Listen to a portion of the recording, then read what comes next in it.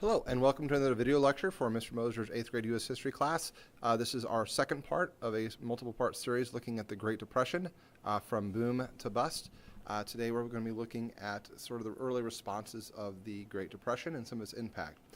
The textbook readings for this particular lecture series comes from pages 778 to 782, The End of Prosperity and Americans Face Hard Times, pages 790 to 794. The guiding questions today is: how did President Hoover respond to the Great Depression? What were Hoovervilles? How were children impacted by the Great Depression? What was the Bonus Army's demands? What happened during Black Sunday? And why were many farmers forced out of the Midwest? So that'll be kind of our focus and look at today. The President of the United States, when the Great Depression and the stock market crash happens, was President Herbert Hoover. This was the same president we looked at the end of the 20s, who was very optimistic about the future of America, that poverty was on the verge of being ended in the United States. So he will be the president when the Great Depression initially begins. He really doesn't respond right away to the stock market crash. Hoover was one of several Republicans in the 1920s who were very laissez-faire, this idea of hands-off when it comes to the economy, to kind of let business run its own affairs, that wasn't the role necessarily of the federal government. So he was one of several Republicans who felt that the economy just needed to run its course. And honestly, like a lot of Americans even at the time, America had gone through these recessions in the past, and they've weathered through them. Remember, that's part of that business cycle we talked about last time, that we have these ups and downs in our economy. We have some years are really, really good, and some years we don't have such a great economy, but eventually we work our way out of it, and the economy begins to grow again. And so like a lot of Americans, when things initially happened, he felt that this would eventually turn around, that this wouldn't last forever. But by the time the Depression is really hitting hard, Hoover, like a lot of other Americans, are realizing that this is something a little bit more severe. And so he does try to increase federal spending to kind of jumpstart the economy. It's almost as if like someone having a heart attack and their heart stops beating. You have to jolt the heart to get it moving again. And so he felt that way about the nation's economy, that the economy's heart had stopped and needed to find some way to kind of jumpstart it back up and functioning again. And so he begins pushing for greater federal spending to build public works like roads and bridges, in the hopes that by infusing money from the federal government into the economy, that it maybe would help jumpstart the economy and get things rolling again. But by the time he really starts doing that, it's really a little too little. It's not to a great deal of extent of money enough to get the economy moving. I mean, this has been such a hard hit. The economy that happened to the economy, that just the little things he was doing was just really not quite enough to really get it moving again. Many Americans blamed Hoover for this problem. That's some of the great things and bad things about being a president, is you get blamed when the economy is poor, and you are given a lot of credit when the economy is great. And sometimes presidents don't have that much authority on what's happening in the economy, at least maybe not so much directly. So for a lot of Americans, they kind of blamed the economic depression on Hoover, and so kind of out of spite of him, because so many Americans were losing their homes, losing their jobs, they began kind of making these like junkyard communities on the outskirts of towns, and these little communities of junk became known as Hoovervilles, and this became kind of a national phenomenon during the late 1920s and early 1930s, when the Depression was really hitting hard. The Depression was really hard, especially on children, because for a lot of people this was a very daily hard struggle anyway, and for a lot of poor families who were just scraping by during the 20s, when the Depression hit, it just was the final blow. And so for a lot of Americans during the peak of the Depression, 1 out of 4 or 25% of Americans were basically unemployed. No job meant no money to pay for your mortgage, to pay for your house payments, or you can't buy food, you can't buy clothes for your family. So even families would take gunny sacks, those rough fabric, and make clothes out of them. I mean, clothes were recycled and worn again and reworn and patched up. I mean, you just had to really live without. Times are hard no matter where you lived. If you lived in the city or even if you lived on the farm, it's tough if you're an adult or a child. I remember talking to my grandparents who were farmers. They saved as much as they could. They recycled. They grew their own food. But it was hard. I mean, they really dealt with a lot less, and they had to learn to live with a lot less of the niceties that maybe they might have been accustomed to maybe in the 1920s.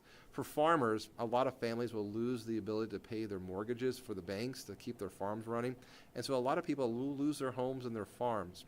During the Great Depression, about 250,000 young people were basically homeless during the Depression. A lot of these were teenagers between the ages of like 12 to 20. And a lot of times they became nomads. They kind of traveled the highways and jumped on trains, traveling from really town to town, in a sense, really just looking for work. And that was true for adults and even for children as well in the 30s and during the Depression, that you went to where you could find a job, and you hoped that you could find your next meal. You hoped you could find your next paycheck to pay for things. And it was hard. It was a hard lifestyle for a lot of Americans who were hit really, really hard during the Great Depression. A group of Americans who were hit hard were also veterans, people who had served our country during World War I. And in the 1930s, they decided that they needed to take action to get something that they believed that they were owed. Now, during World War I, 12 to 15,000 Americans will serve in World War I and will march on Washington to demand from the U.S. Congress to be paid a special bonus that was promised to them after the end of World War I. So about 12 to 15,000 veterans will march in on Washington, D.C. You see pictures here on the steps of the Capitol building holding their signs. They say, "We want our bonuses now."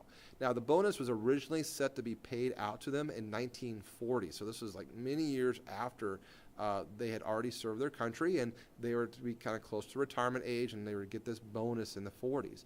But because so many of these veterans had lost their jobs, they've lost their homes, they wanted their bonus, and they wanted their bonus now. And so that's why they were protesting in Washington, is that they felt they were owed the bonus, and they felt they should be able to get this bonus earlier than later.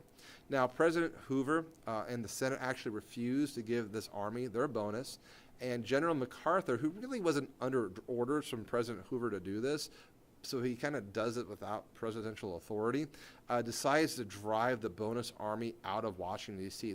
They've set up camps on the Mall of Washington, on the outside of Washington, and so MacArthur goes in with soldiers and tanks and tear gas and bayonets and basically drives the bonus army out of Washington, D.C., and this is greatly publicized in newspapers around the nation. This happened in 1932, which was the election year for Hoover's re-election campaign. And so here is 1932, Hoover's running for re-election. It's the worst time of the Great Depression. This is the lowest peak of the economic recession. This is the lowest point the stock market had reached during this time period. A lot of people were unemployed, 25%.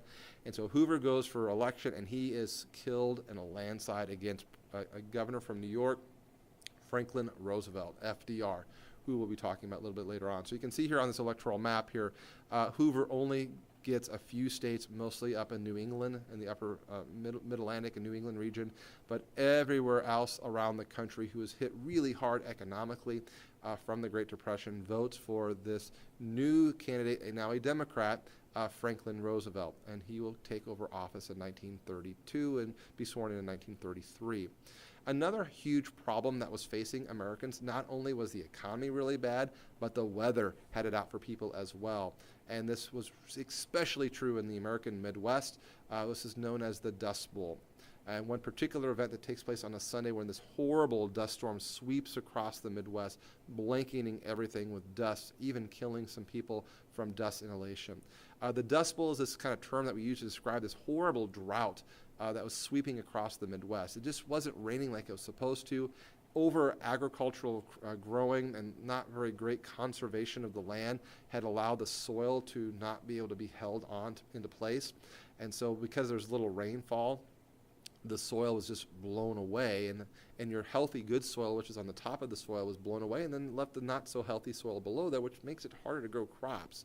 So during the Dust Bowl, during the 30s and the Dust Bowl, a lot of farmers just couldn't grow anything anymore on the Midwest. It was just too dry, too sandy, the topsoil had been blown away, and because now they couldn't grow any crops, they couldn't sell their crops, they couldn't make any money, and they couldn't pay their mortgages, so they lost their farms.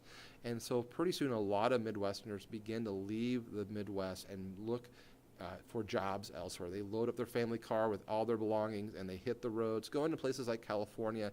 Oftentimes you might see signs saying California or bust as they're going and leaving the Midwest to look for jobs. So not only was this hard for a lot of people living in the cities, but especially for the farmers, this was hard as well because this was a ecological, environmental disaster as well, as the soil was just being blown away in these massive dust storms. And a lot of Americans began developing this kind of black lung problem as bringing in all this dirt and dust and sand, getting things like pneumonia and asthma, and that was causing a lot of medical problems as well. So this is looking at the second part of the Great Depression, kind of the early responses by President Hoover and trying to deal with the Great Depression and the conflicts with the Balloonist Army, and then of course the drought and the dust storms that begin to rampage around the country during the 1930s. So thank you for listening. As always, if you have questions, please make sure you come talk to your teacher. Thank you.